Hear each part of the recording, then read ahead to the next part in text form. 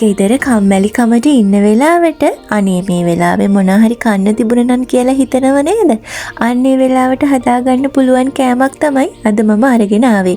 පැන් රසට කැමති අයට පැණි රසට, සැරට කැමති අයට සැරට.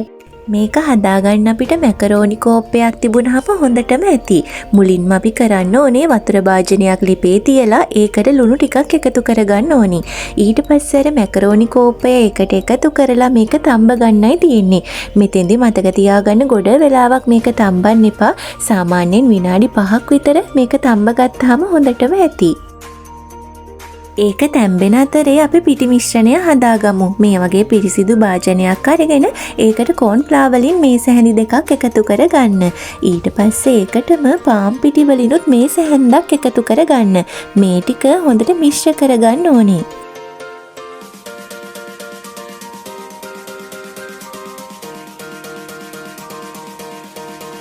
මෙන්න මේ ප්‍රමාණයට මැකරෝනි ටික තැම්බුනහම ඇති. අපි දැන් ලිප ඕෆ් කරලා මේ මැකරෝනි ටික උණු වතුර එකෙන් අයින් කරලා ඇල් වතුර භාජනයකට එකතු කරගන්න ඕන.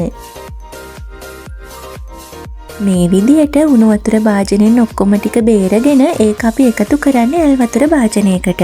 ඇල් වතුර භාජනයට එකතු කරලත් ගොඩ වෙලාවක් අපි තියන්නේ නැහැ. මේකේ වතුර ටික බේර ගන්න ඕනේ.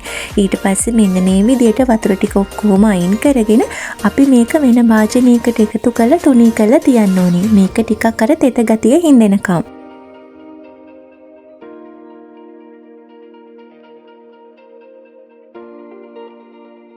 ඒකේ තෙත ගතිය හිඳෙන්න පැත්තකින් තියාගෙන අපි අර හදාගනිපු පිටි මිශ්‍රණය අරගන්නවා. ඒක මේ වගේ තුනී ප්ලේට් එකකට එකතු කරගෙන අපි ඒකට අර තෙත හිඳුණු මැකරෝනි ටික එකතු කරගන්න ඕනේ. මේ විදියට පිටි මිශ්‍රණයට උඩින් අර මැකරෝනි ටික එකතු කරගන්න. ඔක්කොම ටික එකතු කරගෙන ඉවර වෙලා අපි මේකේ පිටි ටික දැවටෙනකන් හොඳට කලවම් කරගන්න ඕනේ. ඔයාලට මේ වෙලාවේදී අවශ්‍ය නම් මේකට ලුණු චුට්ටක් එකතු කරගත්තත් කමක් නැහැ. මමත් මේකට ලුණු චුට්ටක් වෙන්න එකතු කරලා හොඳට මිශ්‍ර කරගන්නවා.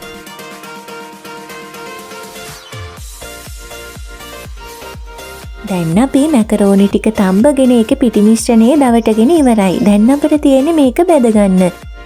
පොල් තෙල් ටිකක් ලිපේ තියලා ඒක රත් වෙනකොට අර අපි පිටි මිශ්‍ර කරගනිපු මැකරෝනි ටිකෙන් ටික මේකට එකතු කරලා රන්වන් පාට වෙනකම් බෙද ගන්නයි තියෙන්නේ.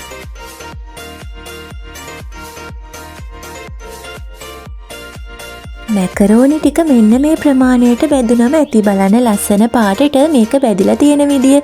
අපි දැන් මේ ටික මෙහෙම තෙල් භාජනයෙන් අයින් කරගන්න ඕනේ. මේ තියෙන්නේ ඒ විදියට බෙදගනිපු ඔක්කොම මැකරෝනි ටික. දැන් අපි මැකරෝනි එක පැණි රසට හදාගමු. ඒ කියන්නේ මැකරෝනි සීනි මුරුක්කු එක. මේ විදියට භාජනයක් ලිපේ තියලා ඒකට මම සීනි වලින් කෝප්පයක් එකතු කරගන්නවා. ඒ වගේම ඒකට තව වතුර වලිනුත් කෝප්ප කාලක් එකතු කරගන්නවා. ඊට පස්සේ මේක හොඳට උකු වෙනකම් මිශ්‍ර කරගන්නයි තියෙන්නේ.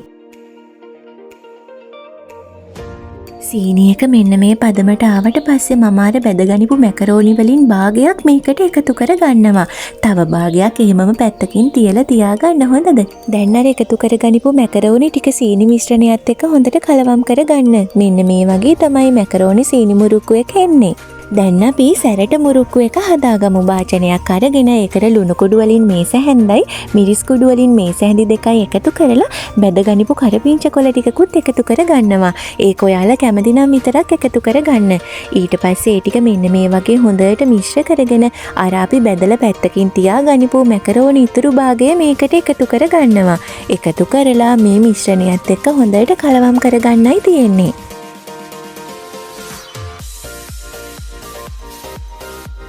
එකම එක මැකරෝනි කෝප්පෙන් බලන්නකො මම රස කෑම වර්ග දෙකක් හදාගනිපු විදිහ. පැණි රසට කැමති අයට පැණි රසටයි, සැරට කැමති අයට සැරටයි. මේ බලන්නකො සැරට හදපු මුරුක්කු එකේ රස පාට. ඉතින් ඔයාලත් මේ විදියට හදලා බලලා කොහොමද කියලා මට කමෙන්ට් කරගෙන යන්න. වෙනසකටත් එක්ක මං කියනවට හදලා බලන්නකො. මේ දෙකෙන් ඔයාලා වැඩියෙන්ම කන්නාස මොකද්ද කියලාත් කමෙන්ට් කරගෙන යන්න අමතක කරන්න එපා. එහෙනම් ඉතින් මම ගිහිල්ලා එන්නම්. ආයෙම දවසක එනකම් ඔයාලා හැමෝටම සුබ දවසක්. මගේ channel එක subscribe කරගෙනම යන්න.